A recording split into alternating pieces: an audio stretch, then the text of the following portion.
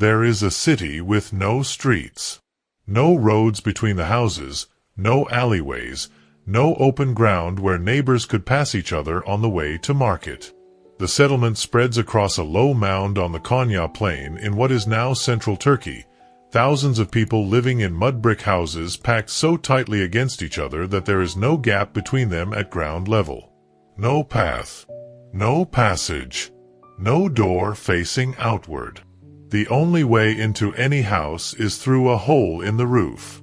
You climb down a wooden ladder into the room below, and when you leave, you climb back up through the ceiling and step out onto the rooftop surface that serves as the settlement's only road. This is not a primitive arrangement born of necessity. It is a deliberate architecture, maintained for centuries, refined across generations, and understood by the people who lived within it as the correct and natural form for a human settlement to take. The city with no streets is not a failure of urban planning. It is a different answer to the question of what a city should be. The site is called Çatalhöyük. It was occupied continuously from approximately 7,500 BCE to around 6,400 BCE, a span of roughly 1,000 years. At its peak, it housed somewhere between 5,000 and 8,000 people.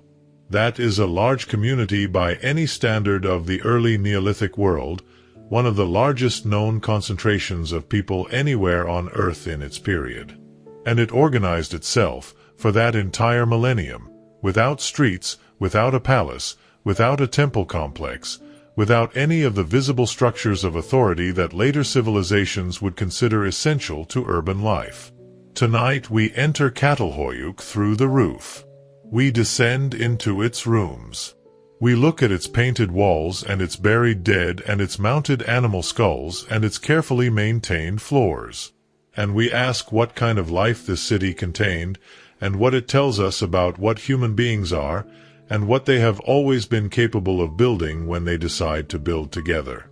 The mound on the Konya Plain is 18 meters high.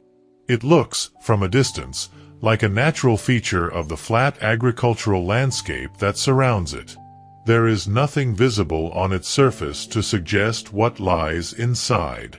But inside it are the compressed remains of 1,000 years of human habitation. Floors laid over floors, walls built over walls, burials dug beneath burials, the accumulated physical record of a community that chose to remain in one place across a span of time that exceeds the duration of most of the famous civilizations of later history. Çatalhöyük did not move. It grew upward, and what it left behind is a vertical archive of one of the most sustained and most distinctive human experiments in collective life that the ancient world contains. Çatalhöyük matters because it is a sustained counterexample to almost everything we assume about how cities begin. The standard account of early urbanism follows a recognizable logic. People settle, begin to farm, accumulate surplus, develop specialization, and eventually produce the administrative and religious hierarchies that organize the growing complexity of urban life. Temples appear. Palaces appear. Writing emerges to keep records. Streets organize the flow of people and goods. The city, on this account, is the product of hierarchy, surplus, and the visible concentration of power. Çatalhöyük challenges every step of this sequence. Its people farmed the surrounding plain and hunted the wild cattle that grazed the wetland margins. They produced obsidian tools and woven textiles. They maintained elaborate symbolic lives within their houses. They traded with communities hundreds of kilometers away. And they did all of this at a scale that qualifies as genuinely urban without producing a single identifiable temple, a single palace, a single administrative building, a single structure that archaeologists can point to and say, "Here is where authority lived." The houses at Çatalhöyük are nearly identical in size. There is no wealthy quarter and no poor quarter. The distribution of prestige goods across the site does not show the concentration that would indicate a ruling class with privileged access to valued materials. The settlement sustained thousands of people for 1,000 years without the institutional structures that most theoretical models of early civilization consider necessary for stability at that scale. This is not a small anomaly at the margins of what we know about early human societies.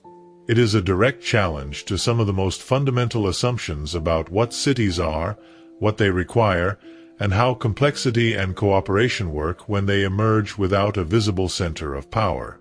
Çatalhöyük does not fit the standard model. And the question of why it does not fit, and what it was doing instead, is one that the archaeology of the site has been slowly and carefully approaching for more than 60 years. The scale of the challenge becomes clearer when you consider the duration. This was not a brief experiment that failed and was replaced by something more recognizable. It was a sustained achievement that persisted for a millennium, across dozens of generations of people who were born into the city, grew up in it, maintained it, and handed it on to their children. Whatever organizational principles allowed Çatalhöyük to function without visible hierarchy, they were robust enough to survive the full range of challenges that a large, dense, long-lived community inevitably faces. They were not fragile or provisional. They were the foundation of a way of life that lasted as long as many of the political entities that dominate our sense of what ancient history contains. The Konya Plain in south-central Anatolia is flat, wide, and in summer intensely bright. The land extends in every direction to low horizons, broken only by the occasional ridge or by the distant mass of a volcanic peak. In the Neolithic period, the plain was wetter than it is today. Seasonal flooding fed by the rivers that crossed it created marshy margins along the water's edge, productive zones rich in fish, waterfowl, and edible aquatic plants.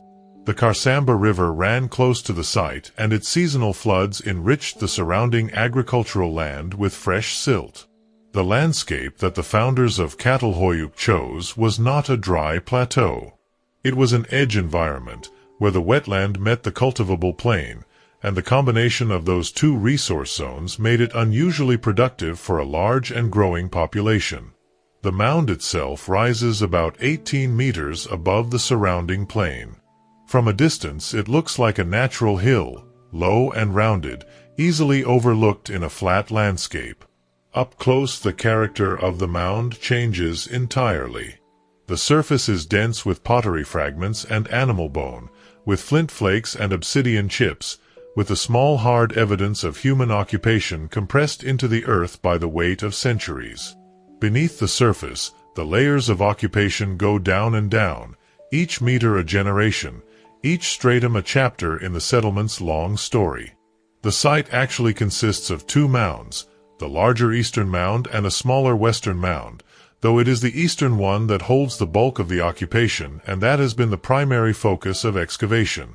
The eastern mound is roughly 13 hectares in extent at its base, a substantial area for a Neolithic settlement, and the depth of occupation within it speaks to the remarkable continuity of habitation at this spot over the course of 1,000 years. The plain today is cultivated farmland, broken by irrigation channels and modern roads. The mound sits within a protected archaeological zone, its surface now sheltered in part by protective canopy structures that shade the exposed excavation trenches from the fierce Anatolian summer. The landscape that surrounds it has been transformed almost beyond recognition from the Neolithic environment that made the site possible. But the mound is still there, still rising from the plain, still holding inside it the compressed record of one of the strangest and most significant human communities of the ancient world. The geology beneath the mound is part of the story as well. The alluvial deposits of the Konya Plain, laid down by the rivers that seasonally flooded the basin, provided the raw material for the mud brick that was the primary building material of the settlement. The clay-rich soils of the plain could be formed into bricks, dried in the summer sun, and stacked into walls without any additives or specialized technology. The landscape did not merely feed the community of Çatalhöyük. It provided the material from which the community was physically constructed, in the most literal sense. Çatalhöyük was first identified by the British archaeologist James Mellart in 1958 during a survey of the Konya Plain. Mellart recognized immediately that the surface finds on the mound were extraordinary. The density of the material and the character of the pottery and obsidian visible on the eroded flanks of the mound suggested a large, long-occupied Neolithic site of unusual importance. He returned the following year to begin a preliminary investigation, and in 1961 he opened the first formal excavation season, exposing large areas of the mound and recovering objects and architectural remains that immediately attracted international attention. What Mellart found was unlike anything the field had prepared itself for. The houses were elaborately decorated, walls covered in geometric paintings and figured scenes, skulls of wild cattle plastered into the fabric of the walls, handprints pressed in red ochre across white surfaces, figurines of fired clay cached in grain bins and middens. The rooms were organized with a precision and symbolic density that made them seem more like ritual spaces than domestic interiors. And the absence of any obvious public architecture, any temple or palace or communal hall, forced the question of what kind of social organization could have produced such elaborate domestic symbolism without producing dedicated communal religious space. Mellart excavated at Çatalhöyük for 4 seasons, between 1961 and 1965, before a combination of political difficulties and professional controversy ended his involvement with the site. His interpretations were bold and in some cases significantly wrong. He proposed a matriarchal goddess religion organized around female figurines, identified certain rooms as dedicated shrines, and painted a picture of Neolithic Çatalhöyük that was vivid, compelling, and substantially shaped by the interpretive assumptions of his period. When Ian Hodder of Cambridge University resumed systematic excavation at the site in 1993, after a nearly 30-year hiatus, he brought a very different approach. Hodder's project was explicitly multidisciplinary from the outset, drawing on specialists in zooarchaeology, archaeobotany, isotope geochemistry, micromorphology, ancient DNA, and human skeletal biology alongside more conventional archaeological methods. The excavation of Çatalhöyük under Hodder has been one of the most methodologically sophisticated and most intensively published archaeological projects of the late 20th and early 21st centuries, and the understanding of the site it has produced is correspondingly richer, more complicated, and more honest about its own uncertainties than Mellart's early accounts. The project has also been notable for its commitment to public engagement and to working with the Turkish government and local communities on questions of heritage management and site preservation. Çatalhöyük became a UNESCO World Heritage Site in 2012, recognition of its global significance that brought with it both resources and responsibilities.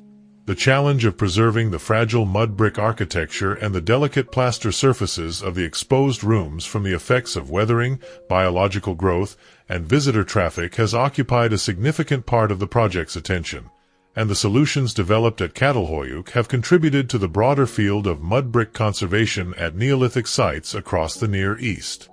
The architecture of Çatalhöyük is its most immediately striking feature and the one that most directly expresses the community's distinctive social logic.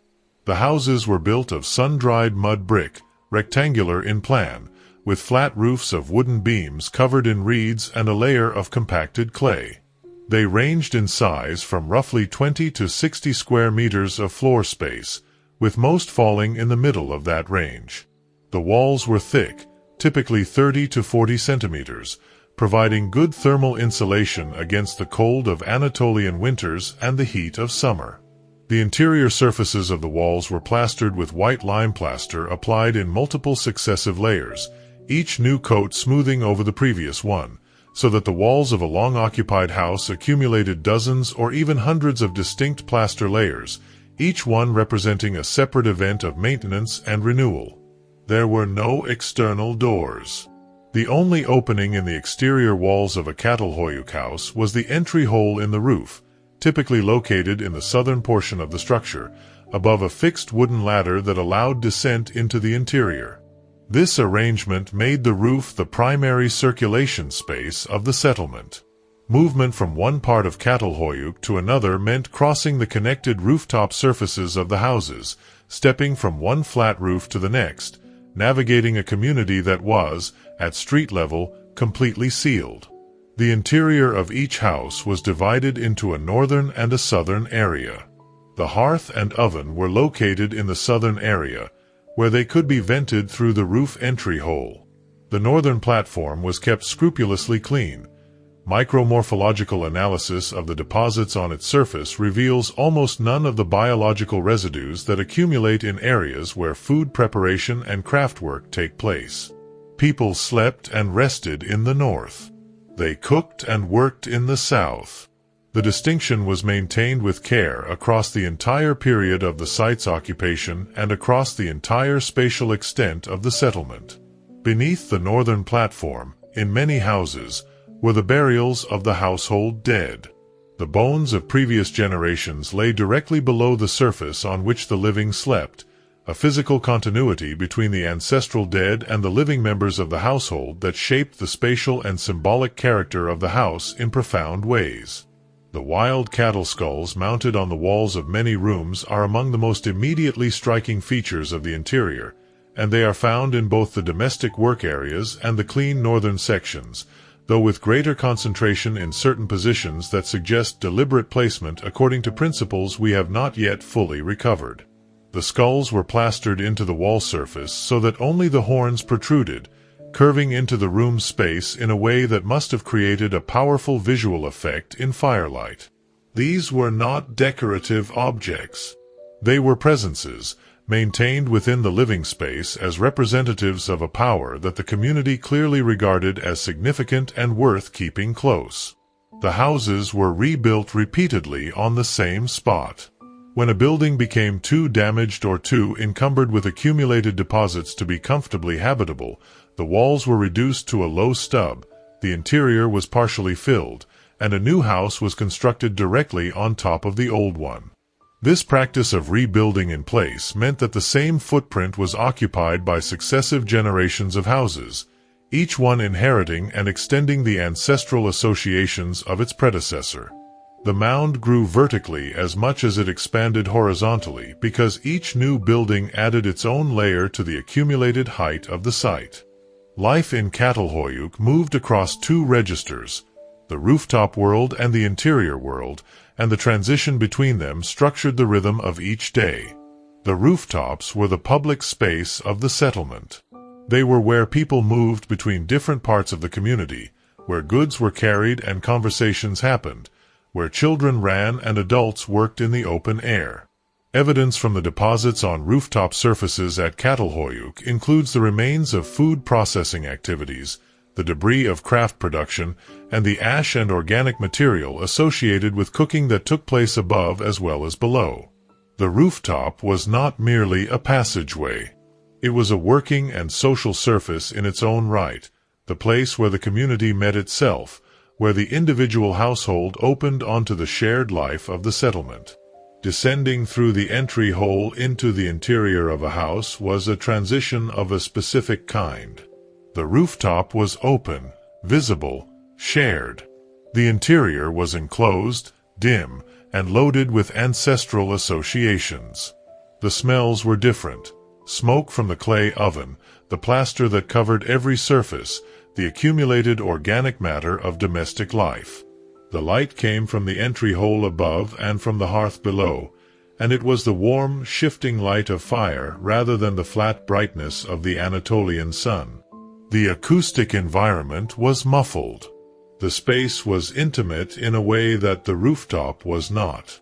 The size of the typical Çatalhöyük house meant that the household lived in genuinely close proximity.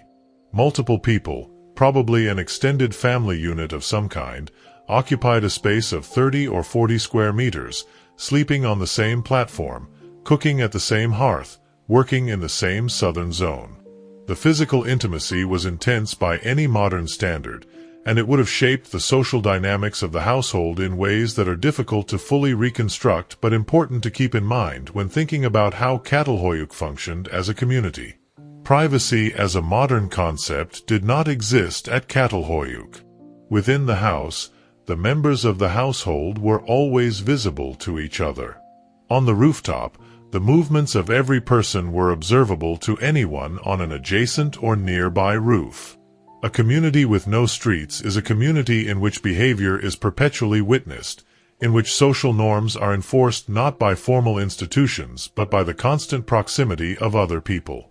This visibility may have been one of the mechanisms through which Çatalhöyük maintained its social cohesion across 1,000 years without developing the centralized authority structures that later cities would rely upon. The rooftop world also served practical functions that went beyond circulation and social observation. It was a surface where food could be dried and stored in the dry Anatolian summer, where craft activities that produced noise or debris could be conducted away from the carefully maintained interiors below, and where the communal life of the settlement could be conducted in the open air rather than in the dim, smoke-filled interiors of the houses.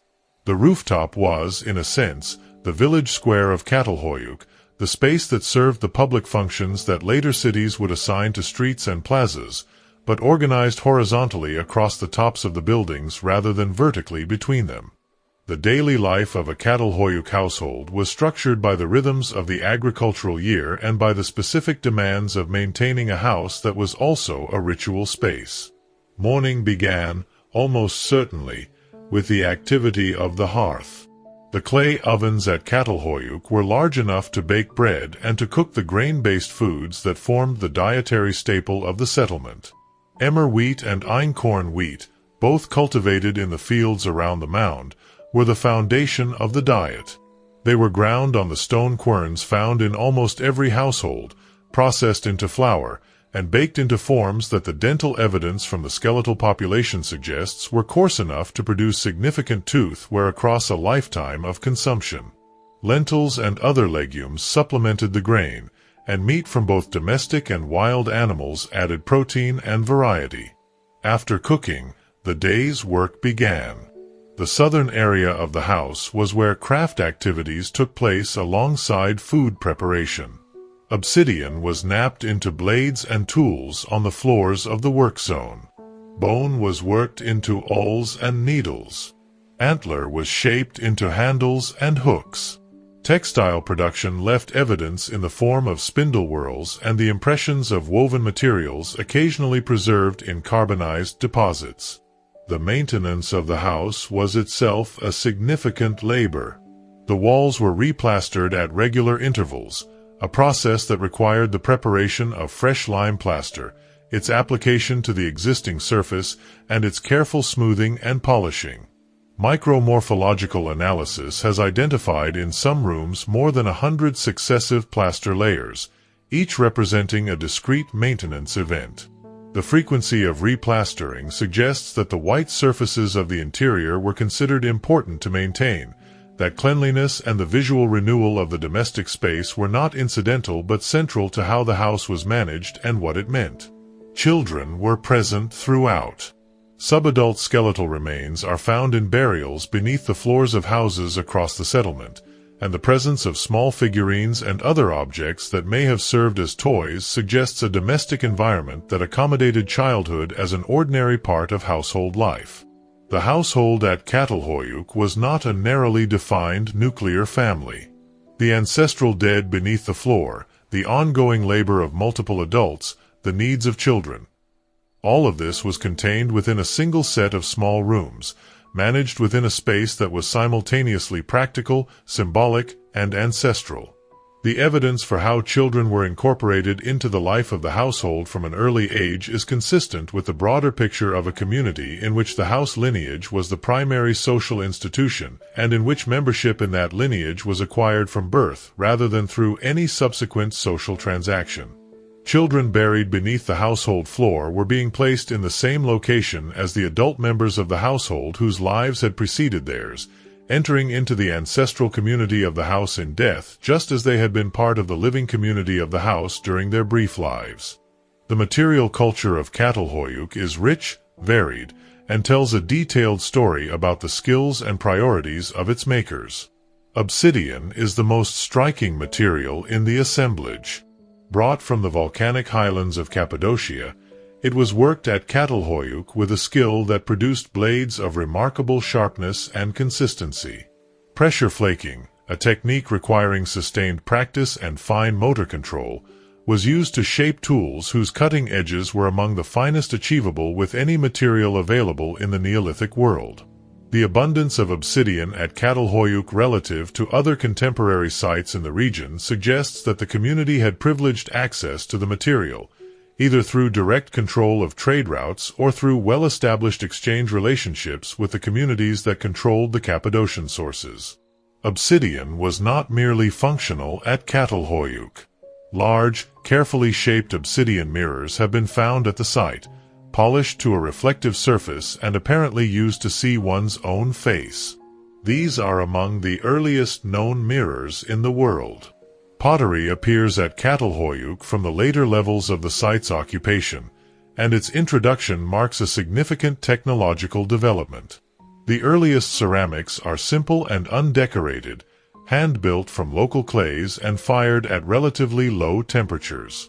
Over time, the pottery tradition develops in complexity, with new forms and surface treatments appearing as the technology matures. The vessels were used for storage, for cooking, and probably for serving food and liquid in contexts that may have had social as well as practical significance. Figurines are found throughout the site, made from fired clay, stone, and occasionally bone. They depict animals, human figures, and abstract forms in a range that resists simple categorization. The famous large female figurine, found by Mellart in a grain bin and interpreted by him as a mother goddess, is the most discussed single object from the site. Subsequent analysis has placed it in a much larger and more diverse figurine corpus, and the current consensus treats the Çatalhöyük figurines not as icons of a centralized goddess religion, but as objects made and used in a variety of household contexts for purposes that likely varied from case to case. Ground stone tools, including querns, grinding slabs, and polishing stones, are ubiquitous in the household assemblages. They speak to the labor-intensive nature of processing the grain that formed the dietary foundation of the settlement, and to the central role of grain processing in the daily work of the household. The wear patterns on these tools, and the skeletal evidence of repetitive strain in the bones of the people who used them, together paint a picture of domestic work that was physically demanding and constant. The basket and container technology of Çatalhöyük is less directly visible in the archaeological record, since organic materials rarely survive in good condition, but the impressions of basketry occasionally preserved in clay and the presence of bitumen used to waterproof containers suggest a sophisticated tradition of container making that complemented the ceramic technology. Storage was a critical concern for any agricultural community, and the grain bins built into the walls of the houses, the plastered storage vessels set into the floors, and the range of containers implied by the residue evidence all speak to a community that took the management of its food stores seriously and had developed effective means of securing them against spoilage and pests. The subsistence economy of Çatalhöyük was built on a combination of cultivated plants, domesticated animals, and the continuing exploitation of wild resources from the productive wetland and upland environments surrounding the mound.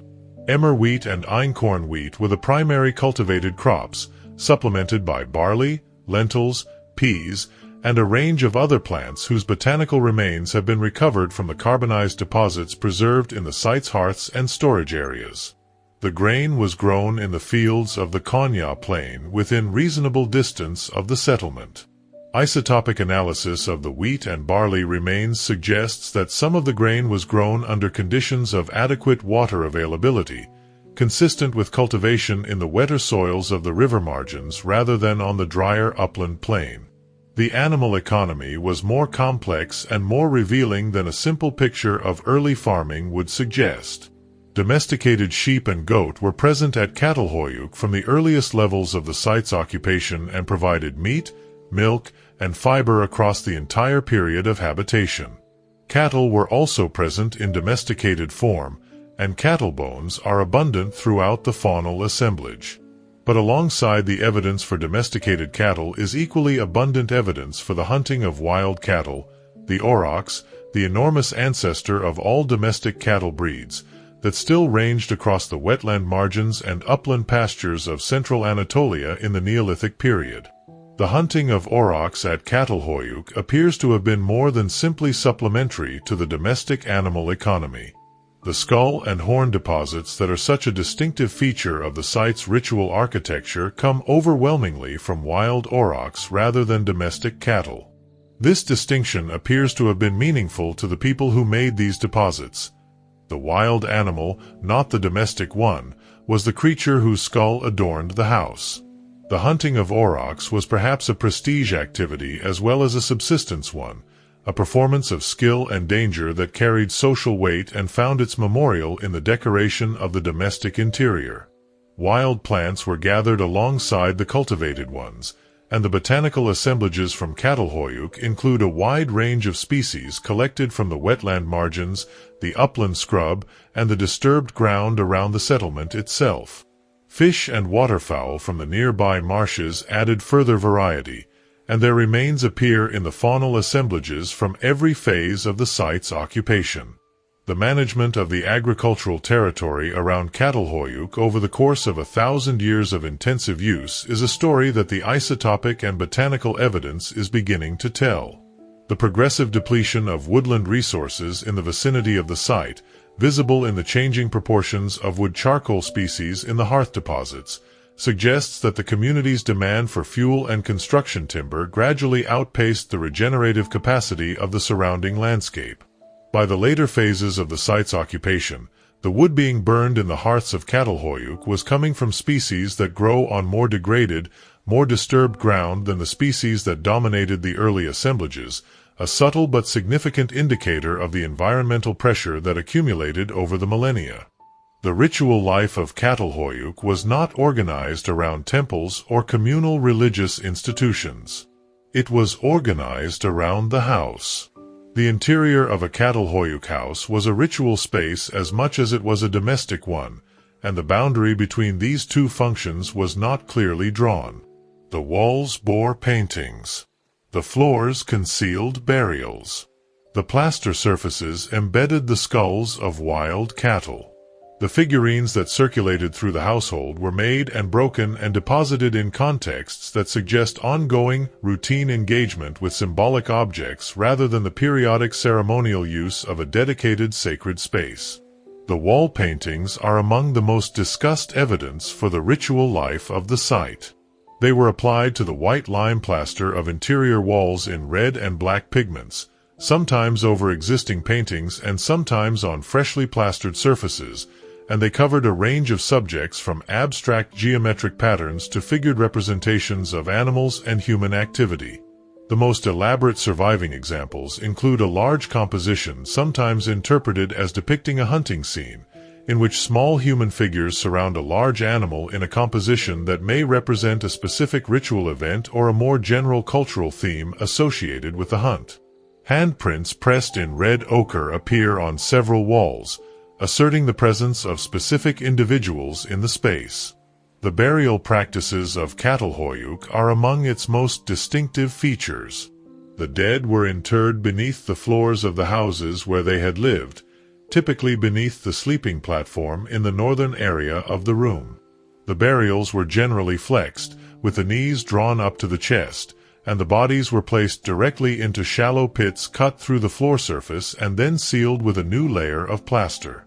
A household that had been occupied for several generations might have a dozen or more individuals interred beneath its floors, the bones of earlier burials occasionally disturbed to make room for new ones, with selected skeletal elements sometimes removed and curated separately before redeposition.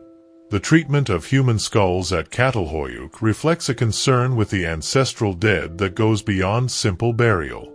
In a number of cases, skulls were removed from burials and kept within the house for some time before being redeposited, sometimes in locations that suggest deliberate placement rather than casual discard.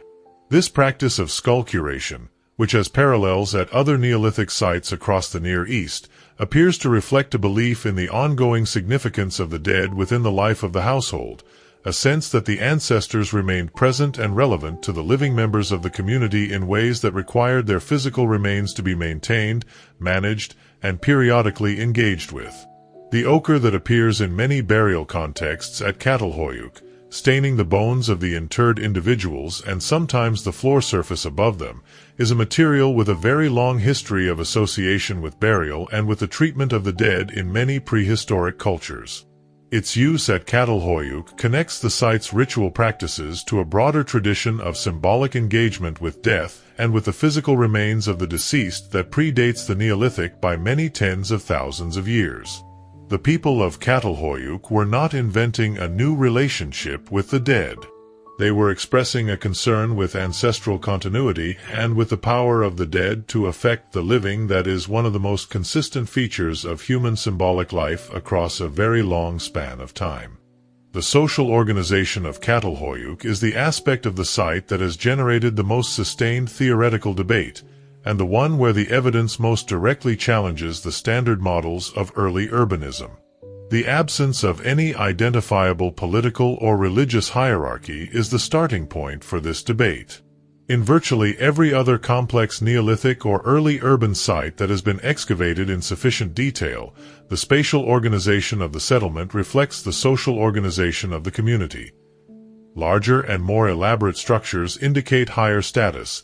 The clustering of prestige goods in specific contexts identifies elite households, and the presence of dedicated communal or ceremonial architecture signals the existence of institutional authority beyond the household.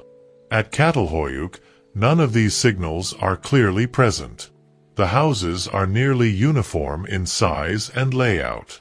The distribution of obsidian, the most valued imported material on the site, is remarkably even across different households rather than concentrated in a small number of buildings.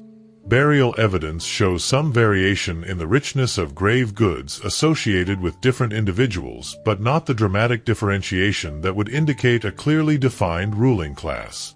The current consensus among researchers who have worked on the site is that Çatalhöyük was organized along hierarchical rather than hierarchical lines, with authority distributed across the community rather than concentrated in a single person, lineage, or institution. The house lineage model has emerged as the most widely accepted framework for understanding how Çatalhöyük's social organization worked in practice. On this model, the primary social unit was not the individual or the nuclear family but the house itself, understood as an institution that persisted across generations, accumulating ancestral deposits beneath its floors and maintaining its identity through the continuity of its physical structure and its ritual associations. The authority that mattered most at Çatalhöyük was the authority of the house over its members, expressed through the weight of ancestral precedent and the symbolic contents of the domestic interior rather than through the coercive power of a political or religious institution. Isotopic analysis of the skeletal remains has provided important evidence for how household membership was organized biologically. Studies of strontium and oxygen isotopes, which record the geographic origins of the water and food consumed during childhood and whose ratios are preserved in tooth enamel, show that a significant proportion of the adults buried in any given house grew up in different locations from each other, suggesting that the household incorporated individuals from different origins through processes of adoption, marriage, or other forms of social affiliation. The house was a social institution that could absorb and incorporate new members as well as reproducing itself biologically across generations. The gender dimensions of social organization at Çatalhöyük have been the subject of sustained analysis and some revision of earlier assumptions. Mellart's original interpretation of the site as a matriarchal society organized around female religious authority has been largely abandoned by subsequent researchers. The skeletal evidence shows no systematic difference in the nutritional status or the health outcomes of men and women at the site, suggesting that the two sexes had broadly similar access to the resources of the community. The burial evidence similarly does not show a pattern in which one sex is systematically provided with richer grave goods than the other. Whatever the specific gender dynamics of Çatalhöyük were, They do not appear to have produced the kind of stark material inequality between men and women that characterizes many later stratified societies. Çatalhöyük was not an isolated community. Its connections to the wider Neolithic world of Anatolia and the Levant were extensive and materially significant. The most dramatic evidence for long-distance contact is the obsidian. The volcanic glass worked so skillfully within the households of Çatalhöyük came from sources in Cappadocia, roughly 200 kilometers to the north. The quantity of obsidian at the site, and the consistency of its supply across the entire span of the site's occupation, implies that the community maintained reliable access to these distant sources over many generations. This was not occasional opportunistic exchange, but a structured and sustained relationship with communities in the volcanic highlands of central Anatolia, a relationship that presumably involved reciprocal flows of goods or services in return for the obsidian that arrived on the Konya plain. Shell ornaments found at the site came from the Mediterranean coast, more than 200 kilometers to the south and west. The shells were worked into beads, pendants, and other forms of personal adornment and appear in burial contexts as well as in household deposits, suggesting that they functioned as prestige goods whose value was enhanced by their distant origin. The movement of Mediterranean shell to the Konya plain in the Neolithic implies exchange networks of considerable geographic extent, connecting communities across a region that would eventually become the heartland of the ancient Near Eastern civilizations. Painted pottery styles at Çatalhöyük show similarities to ceramic traditions at other Neolithic sites across central and western Anatolia, suggesting that the community was participating in a wider set of shared aesthetic and technical traditions that spread across the region through the movement of people, objects, and ideas. The site's position at the center of the Konya plain, adjacent to productive agricultural land and to the wetland resources of the plain's river margins, may have given it a particular role in regional exchange networks as a place where the products of different ecological zones converged. The community at Çatalhöyük was large enough and stable enough to serve as a reliable partner in long-distance exchange, and the evidence for its connections to distant communities in multiple directions suggests that it occupied an important node in the network of relationships that linked the Neolithic communities of central Anatolia to each other and to the wider world. The direction of flow of goods in these exchange networks is only partially recoverable from the archaeological evidence. What came into Çatalhöyük from outside, the obsidian, the shell, the specific materials whose origins can be traced through chemical analysis, is documented in the site's assemblages.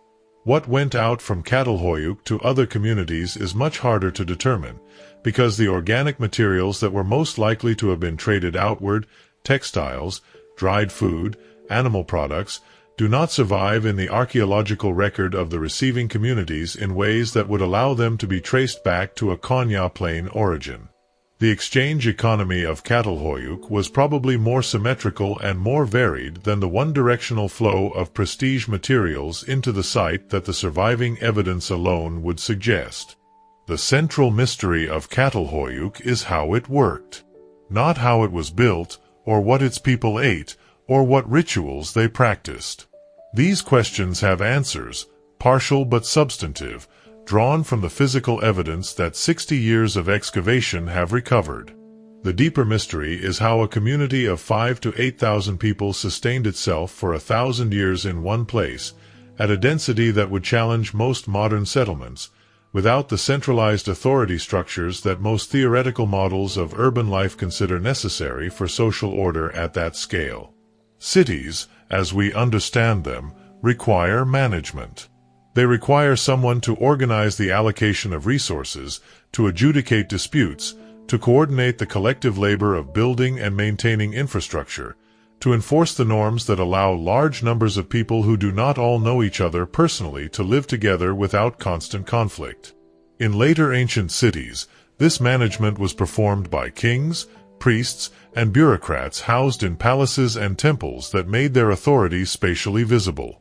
At Çatalhöyük, none of these things are archaeologically visible.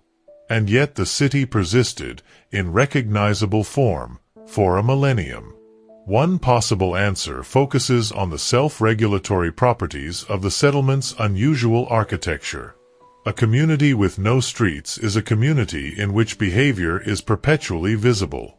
There is no private outdoor space, no alleyway where transactions can occur unobserved, no way to move through the community without being seen by the people whose rooftops you cross. Social norms in such a community are enforced not by formal institutions but by the continuous and unavoidable exposure of individual behavior to collective observation. Another possible answer locates the community's integrative mechanism in the ritual life of the individual household. If each house was understood as a lineage institution, whose authority over its members derived from the accumulated presence of the ancestral dead beneath the floor, then the social cohesion of the settlement could have been maintained through the multiplication of these household authorities across the community, each house governing its own members through the weight of ancestral precedent and through the ritual obligations that membership in the house entailed. A third possibility is that Çatalhöyük had forms of communal authority that simply left no clear archaeological trace. Temporary leaders whose authority was not expressed in permanent buildings, decision-making processes that took place on rooftops or in the open air rather than in dedicated structures, forms of coordination that were effective without being institutionalized in ways that produce the archaeological signatures we have learned to look for. The absence of evidence is not, in archaeology, the same as evidence of absence. What is clear is that whatever form of authority existed at Çatalhöyük, it was sufficient to maintain the community's distinctive architectural and symbolic practices across a very long period of time and across many generations of people who could not all have known each other personally. The transmission of the knowledge and the values that sustained Çatalhöyük's specific way of life from one generation to the next was itself a form of social organization, one that operated through the household and through the accumulated symbolic contents of the domestic interior rather than through the explicit institutions of later complex societies. The city with no streets was governed, in part, by the accumulated weight of everything that had been done before. The painted walls of Çatalhöyük have generated more interpretive speculation than almost any other aspect of the site, and unpacking what they might mean requires holding several possibilities in view simultaneously. The most elaborate surviving paintings were found by Mellart in his 1960s excavations, and his descriptions of them, while accurate in their basic content, were shaped by an interpretive framework that later researchers have largely moved away from. Mellart saw the paintings as evidence of a centralized religious tradition organized around female power and the hunting ritual, and he identified the rooms with the richest decorative programs as dedicated shrines. Subsequent work has not supported the distinction between shrine rooms and ordinary houses that Mellart drew. The decorative programs of the so-called shrines fall within the range of variation visible across the settlement as a whole, and the activities that took place within them appear to have been continuous with rather than separate from the activities of the ordinary domestic space. The hunting scenes, if that is what they are, may represent ritual events associated with the hunt rather than simply documentary depictions of hunting activity. In many cultures, the hunt is embedded in a symbolic framework that gives it significance beyond the practical acquisition of food, and the emphasis on aurochs in both the painted scenes and the skull deposits suggests that hunting this specific animal carried particular cultural weight.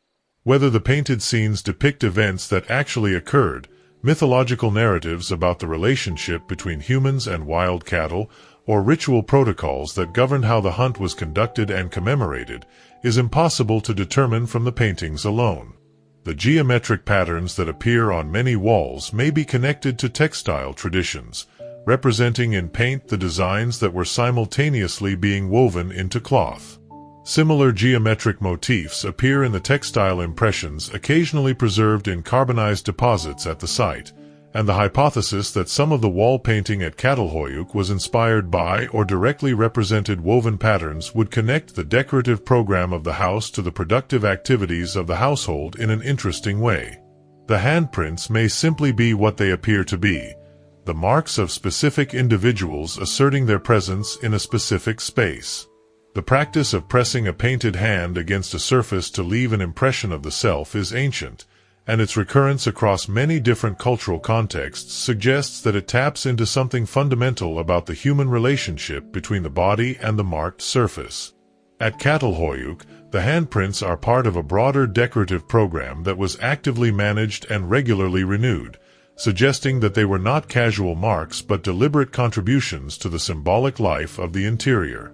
The decision to plaster over an existing painting, rather than removing it or preserving it permanently, is itself significant. The act of covering a painting created a new surface that could receive new imagery while the old imagery was preserved, sealed, within the wall. The house at Çatalhöyük was therefore not merely a container for symbolic objects but was itself a symbolic object, its walls accumulating layers of meaning as they accumulated layers of plaster, each new surface both concealing and preserving what lay beneath it. The physical stratigraphy of the walls is a record of the symbolic life of the household in a way that is almost uniquely intimate. Not an archive of documents but a layered deposit of images, each one embedded in the fabric of the space where the community's deepest concerns were enacted. Çatalhöyük belongs to a cluster of large Neolithic settlements that were developing in the greater Near East in the same period, and understanding the site in relation to its contemporaries illuminates both what it shared with them and what made it distinctive. The pre-pottery Neolithic sites of southeastern Anatolia and the northern Levant, including Göbekli Tepe, Keonu, and Ain Ghazal, represent the broader tradition of Neolithic social and symbolic complexity from which Çatalhöyük emerged. Göbekli Tepe, in particular, offers a striking contrast. At Göbekli Tepe, the symbolic life of the Neolithic community found expression in communal monumental architecture. Great circular enclosures with T-shaped pillars decorated with animal imagery, structures that required organized collective labor and that served purposes clearly connected to communal ritual rather than to domestic life. At Çatalhöyük, the same impulse toward symbolic elaboration found expression not in public monuments but in the private spaces of individual houses. The inward turn of Çatalhöyük's symbolic life, away from communal monuments and toward the domestic interior, is one of its most distinctive features. Ain Ghazal in Jordan, roughly contemporary with the early phases of Çatalhöyük, produced the extraordinary corpus of large plaster statues that represent some of the most ambitious figurative sculpture of the Neolithic period anywhere in the world. Like Çatalhöyük, Ain Ghazal shows evidence of a rich symbolic life organized at least partly around the domestic space, but the scale and ambition of the Ain Ghazal statues suggest a community also capable of communal symbolic production at a level that has no clear parallel at Çatalhöyük. The comparison highlights the diversity of the Neolithic world. Communities that shared broad cultural orientations could express those orientations in very different material forms. Çatalhöyük, a Neolithic site in central Anatolia that predates Çatalhöyük and shows some comparable features of dense, street-free settlement, has been proposed as evidence for an earlier regional tradition of packed house urbanism from which Çatalhöyük may have developed. The comparison suggests that the unusual architecture of Çatalhöyük was not invented there, but was part of a longer local tradition. Jericho, in the Jordan Valley, is often cited alongside Çatalhöyük as one of the earliest large settled communities in the world. But the two sites are very different in character. Jericho's famous tower and its defensive walls speak to a community concerned with control of territory and protection from external threat, social concerns that produce very different architectural outcomes from those visible at Çatalhöyük. The contrast between Jericho and Çatalhöyük is itself illuminating. Both were large, early settled communities, but they organized their space and their social life in ways that reflect very different priorities. The diversity of Neolithic social solutions is one of the most important lessons that the comparative archaeology of these sites offers. There was no single Neolithic way of life, no standard path from small band to urban settlement that all communities followed in the same order and at the same pace. Different communities, responding to different local conditions, different resource environments, different histories of prior occupation and cultural inheritance, arrived at different solutions to the challenges of settled life. The fact that Çatalhöyük's solution was so different from Jericho's, and that both lasted for substantial periods, suggests that the space of viable social forms was wider in the Neolithic than the retrospective dominance of any single form, including our own, might lead us to believe.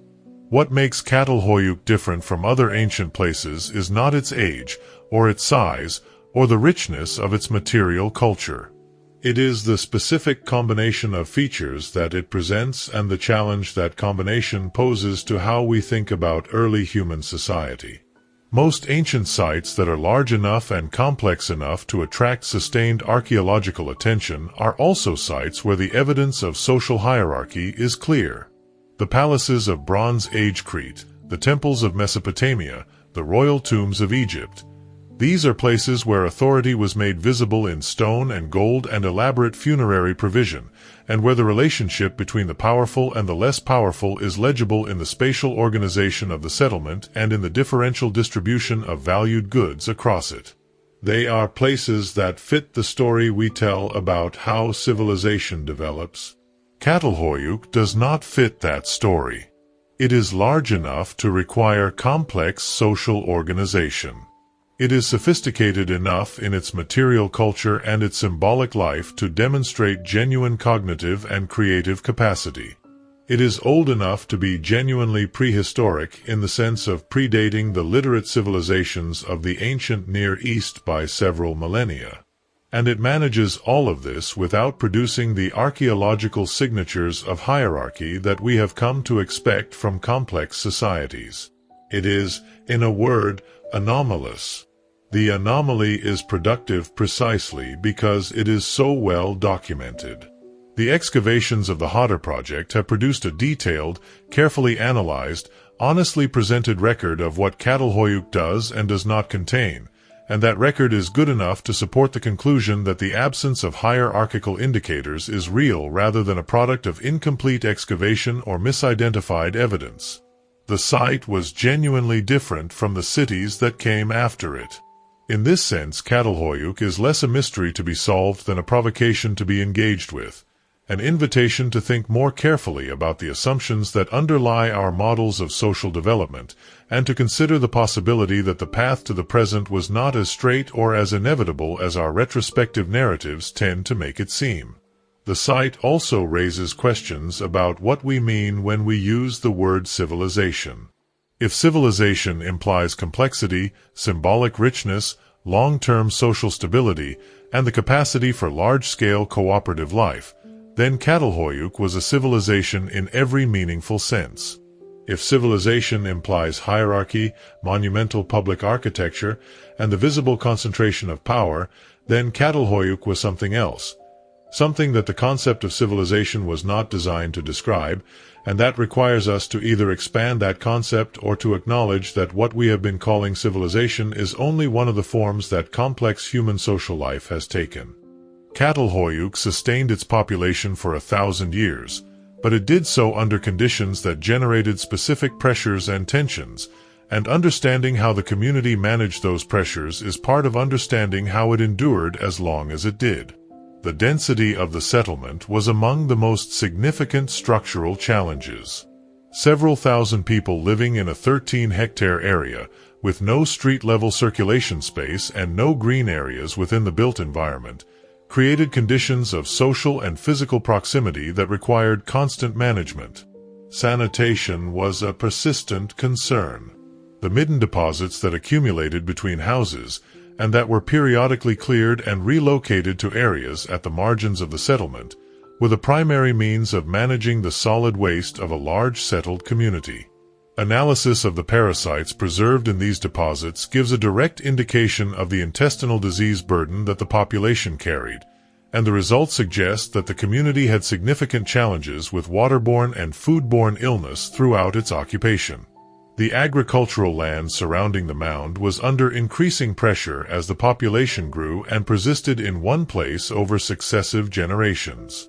Isotopic analysis of animal bones from different phases of the site's occupation shows changes in the vegetation consumed by domesticated animals that are consistent with the progressive degradation of the pasture land in the settlement's immediate vicinity as overgrazing took its toll. Woodland resources, important both for fuel and for construction timber, were similarly depleted over time as the demand of the growing settlement exceeded the natural regeneration capacity of the surrounding landscape. Social tensions within the community are harder to document directly, but the skeletal evidence provides some indication of the interpersonal violence that must have been part of life in any densely settled human community.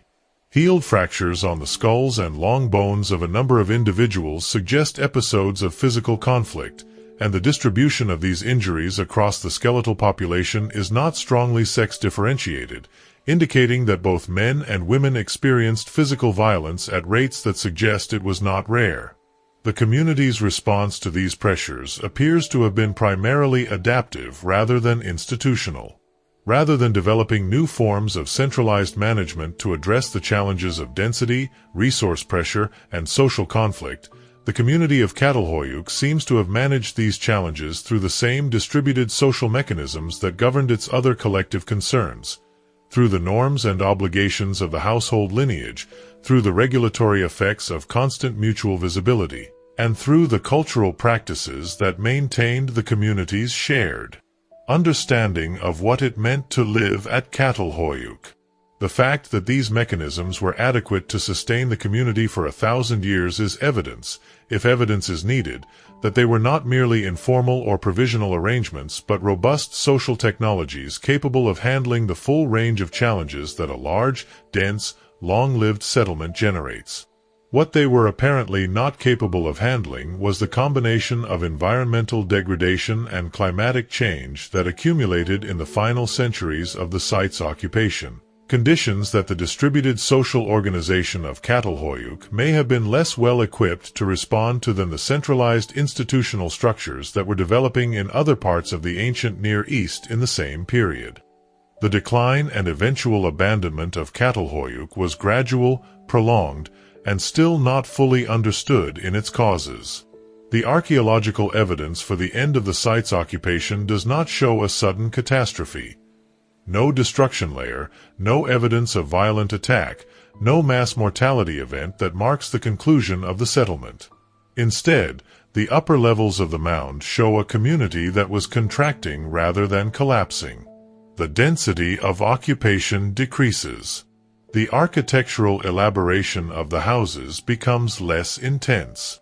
The symbolic programs of the wall paintings grow simpler. The quantity of material deposited in the middens declines.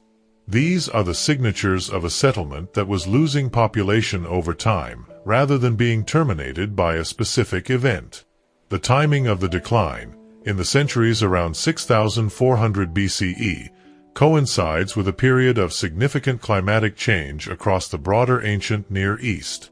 Paleoclimatic evidence from lake cores and pollen sequences in the region indicates a shift toward drier and more seasonal conditions in the 7th millennium BCE, conditions that would have reduced the productivity of the agricultural land around Çatalhöyük and contracted the wetland resources that had contributed importantly to the diet of the early settlement.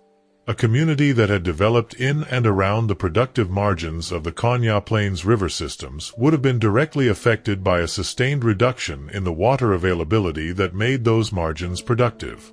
The depletion of local resources that accompanied the settlement's long occupation may also have contributed to the decision to abandon the site. By the final phases of the occupation, the community was living in a landscape significantly more degraded than the one its founders had inhabited. The woodland cover was reduced, the pasture lands were overgrazed, and the agricultural soils showed signs of sustained exploitation without adequate recovery time. The people who left Çatalhöyük did not vanish. The genetic and cultural traditions of the Anatolian Neolithic that the community represented continued into the periods that followed, carried by the descendants of the Çatalhöyük population as they dispersed across the Konya Plain and the broader Anatolian landscape.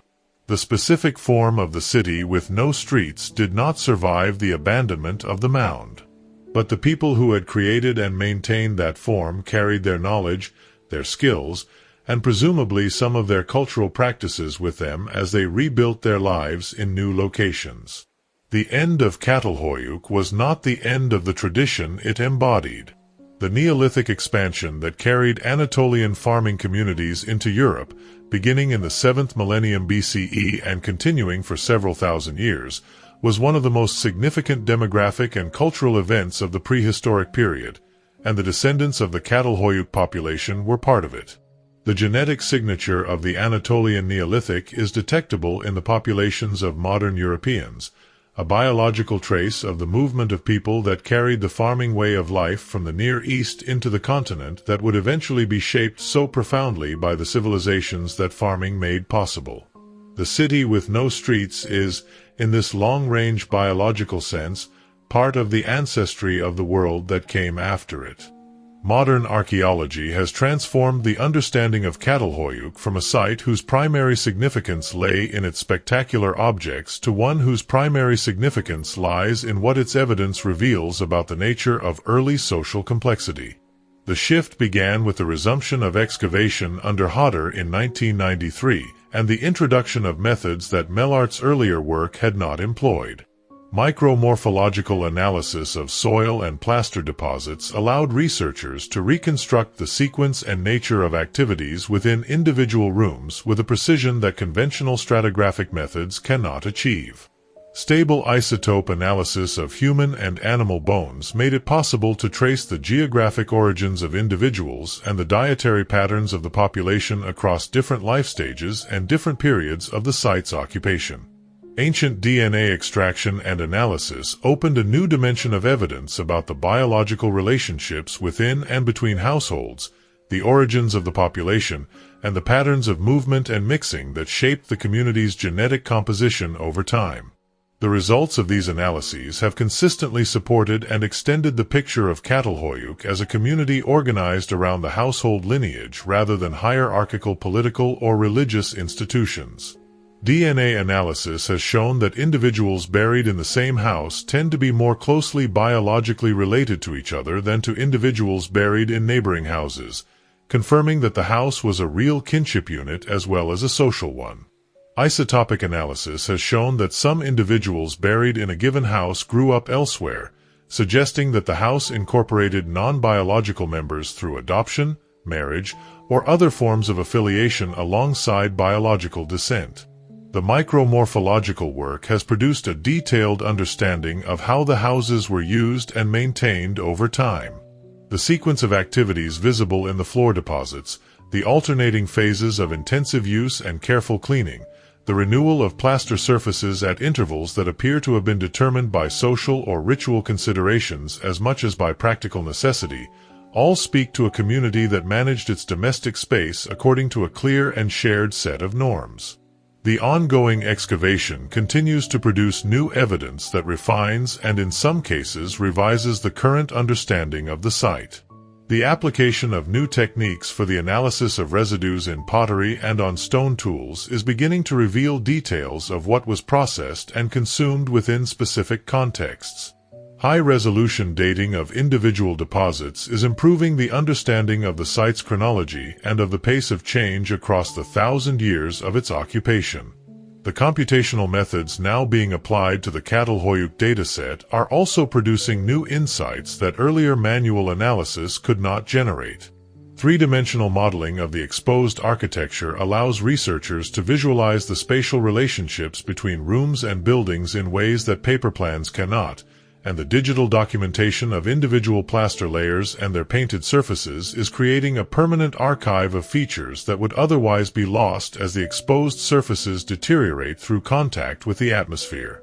The investment in digital methods at Çatalhöyük is part of a broader transformation of archaeological practice that is changing how ancient sites are documented, analyzed, and shared with the wider world. What remains uncertain about Çatalhöyük is, in some respects, as interesting as what has been established, because the uncertainties point to the fundamental questions about early human social life that the site raises without fully answering. The question of how decisions were made at the community level remains genuinely open.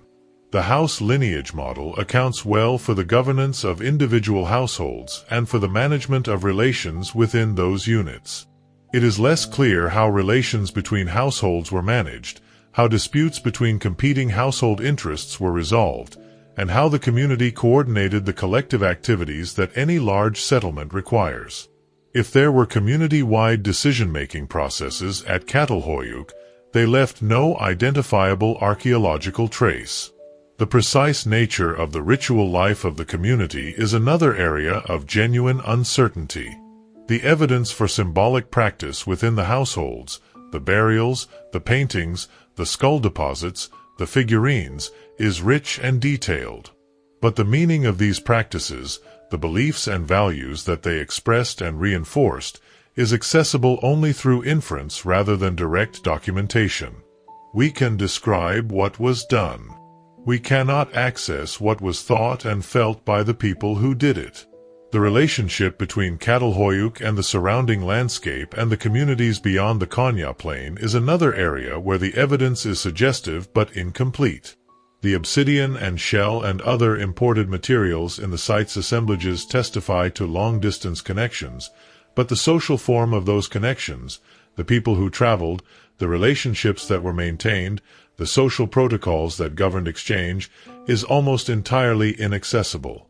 The question of why Çatalhöyük took the specific form it did, rather than the various alternative forms that other contemporary Neolithic communities took, is perhaps the most interesting uncertainty of all. The city with no streets was a specific solution to the specific challenge of organizing large-scale settled life, and it was a solution that worked for 1,000 years. But it was not the only solution available, and the question of why this particular community chose this particular form, and maintained it across so many generations without significant alteration, opens onto deep questions about cultural inertia, social identity, and the mechanisms through which human communities reproduce the forms of their collective life.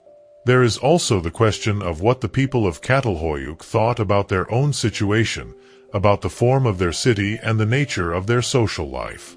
They had no writing, and so they left no direct record of how they understood themselves and their community. But the symbolic contents of the houses, the paintings and the burials and the skull deposits and the figurines constitute a kind of indirect record of what mattered to them, of what they thought was worth maintaining and renewing and marking in the physical fabric of the spaces where they lived. Reading that record with care and with appropriate humility about the limits of interpretation is one of the central tasks of Çatalhöyük archaeology, and it is one that each new generation of researchers approaches with new tools and new questions.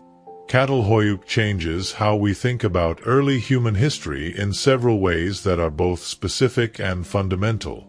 The most specific change it forces is to the model of social evolution that treats hierarchy as an inevitable accompaniment of complexity.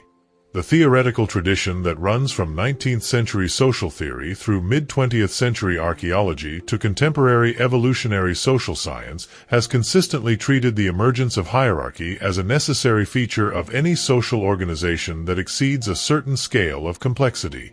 Large populations require centralized management. Surplus production requires institutional control. Long-distance exchange requires enforcement mechanisms. On these arguments, the trajectory from the small egalitarian band to the hierarchical state is not merely one path that some societies happen to take, but a logical developmental sequence that all sufficiently complex societies will tend to follow. Çatalhöyük is evidence against this view. It was large. It was complex. It sustained long-distance exchange relationships. And it did not produce the hierarchical institutions that the standard model predicts. This does not mean that hierarchy is never necessary, or that all the theoretical arguments for its advantages are wrong. It means that the relationship between complexity and hierarchy is more contingent than the standard model allows, that at least some communities have found ways to organize complexity without hierarchy, and that the emergence of hierarchical institutions in later societies was a specific historical development rather than a logical necessity. The broader change that Çatalhöyük forces is to the implicit teleology that shapes how we think about human prehistory, the sense that the story of the human past is a story of progressive development toward the kinds of societies that exist today.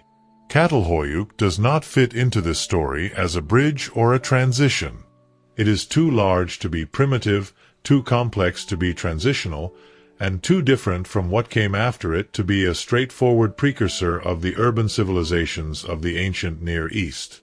What it is, instead, is evidence of a different possibility, a form of social life that was genuinely complex and genuinely effective on its own terms, without being a step toward anything else. The city with no streets was not on its way to becoming a city with streets. It was something else entirely, a specific and sustained experiment in how to organize collective life at scale, an experiment that lasted 1,000 years and then ended, not because it had evolved into something more advanced, but because the specific conditions that had made it possible ceased to obtain. The lesson that Çatalhöyük offers is not that hierarchy is unnecessary, or that all large communities can be organized without centralized authority. It is a narrower and more specific lesson, that the relationship between social scale and social hierarchy is more contingent than our dominant models suggest, that communities have found and can find different paths through the space of possible social arrangements, and that understanding the range of those paths requires engaging seriously with the evidence of communities that took routes that differ from the ones we know best. Çatalhöyük is one of the most detailed and most sustained examples of such a different route that the archaeological record contains. The people of Çatalhöyük were fully human in every sense that the phrase implies, and spending time with the evidence they left behind is a way of encountering that humanity in a direct and specific form. The skeletal remains of the Çatalhöyük population tell stories about individual lives that are sometimes strikingly legible. A middle-aged woman with healed fractures on her forearm bones, the typical defensive injuries of someone who raised their arms to protect themselves from a blow. An older man with severe osteoarthritis in his spine and hips, the accumulated cost of decades of physically demanding work. A child buried with a necklace of shell beads, the ornaments placed there by someone who cared about marking the significance of this small life even in death. These are not abstractions. They are the physical traces of specific people, as real as any whose lives are recorded in written sources. The isotopic evidence adds another layer of individuality. In some cases, it is possible to trace the dietary history of a specific person across the transition from childhood to adulthood, to see where in the landscape they grew up based on the chemical signatures in their teeth, to identify individuals who were born elsewhere and came to Çatalhöyük as adults to become part of a household whose other members had grown up in different locations. The things that people made and used and cared for also speak of individual humanity in ways that resonate across the millennia. The obsidian mirror, polished to a reflective surface and used to see one's own face. The person who used it had the same self-awareness that makes the mirror meaningful, the same curiosity about one's own appearance, the same capacity for self-reflection that is so distinctly human a preoccupation. The figurines made and broken and discarded in the course of daily life. The people who made them were engaging with questions about the body, about reproduction, about the relationship between the human and the animal that have not ceased to be questions in the time since. The hands pressed in red ochre against white plaster walls are perhaps the most immediate of all these connections. Someone stood in a room, mixed pigment, and pressed their palm to the surface, leaving a shape that is still there, still visible in the physical fabric of the wall. The person is gone. The hand remains.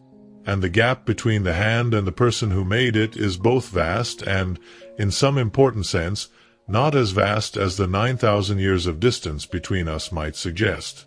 The physical evidence of individual lives at Çatalhöyük is the most direct reminder that the site was not an abstraction or a social experiment or a data set. It was a place where specific people lived specific lives, experienced specific joys and specific sufferings, cared for specific other people, and made specific choices about how to inhabit the space they had been born into. The skeletal evidence, the isotopic analysis, the residue studies, the DNA.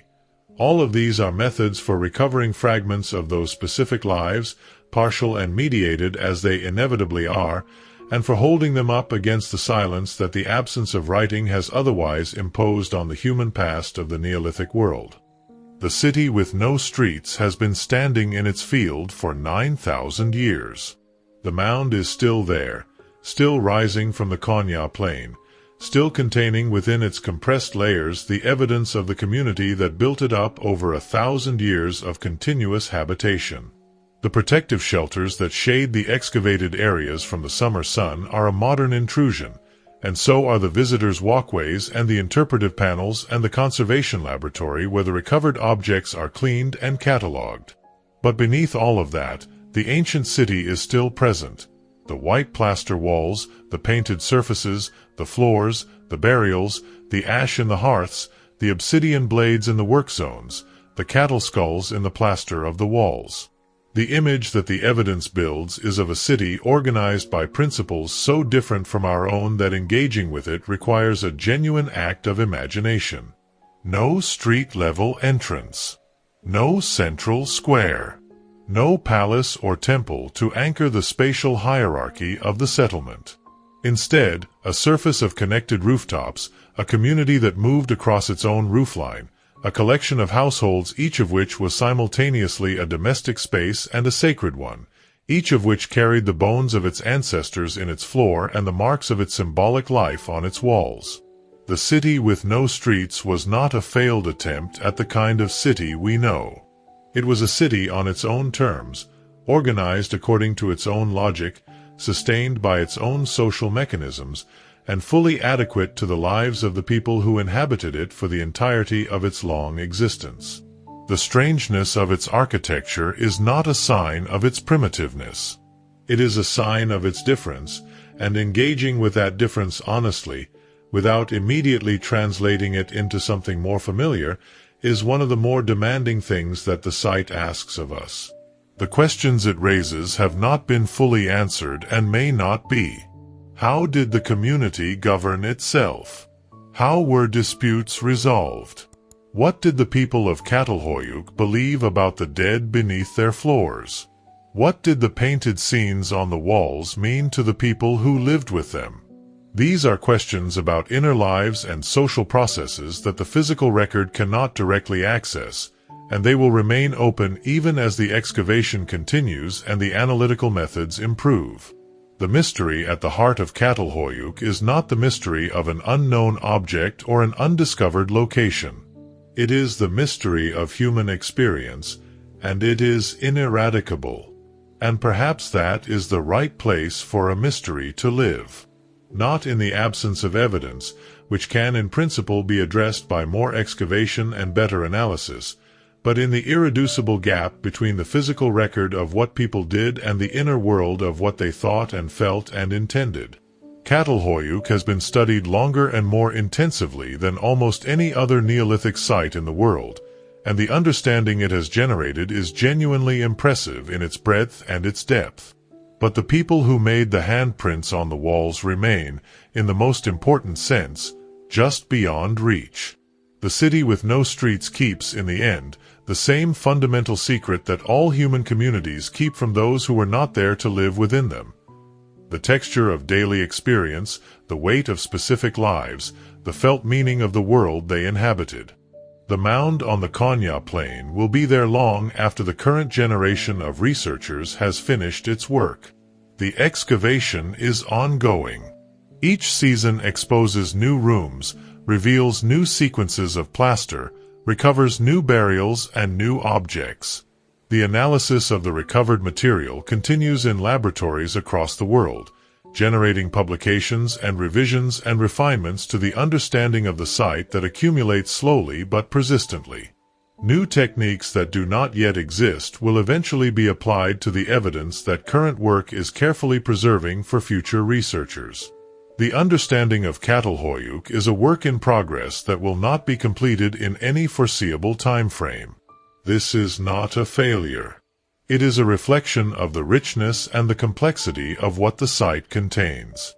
1,000 years of intensive human occupation in a single location leaves a record of corresponding depth, and the recovery and analysis of that record is work for generations rather than seasons.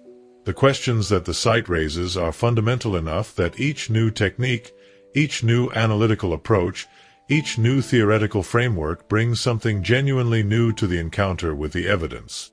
What the city with no streets ultimately offers is not a simple story about a strange place in the ancient past.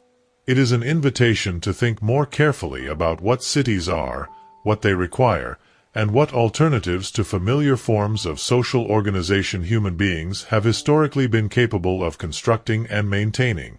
The Neolithic world was not a world of simple people doing simple things on their way to becoming us.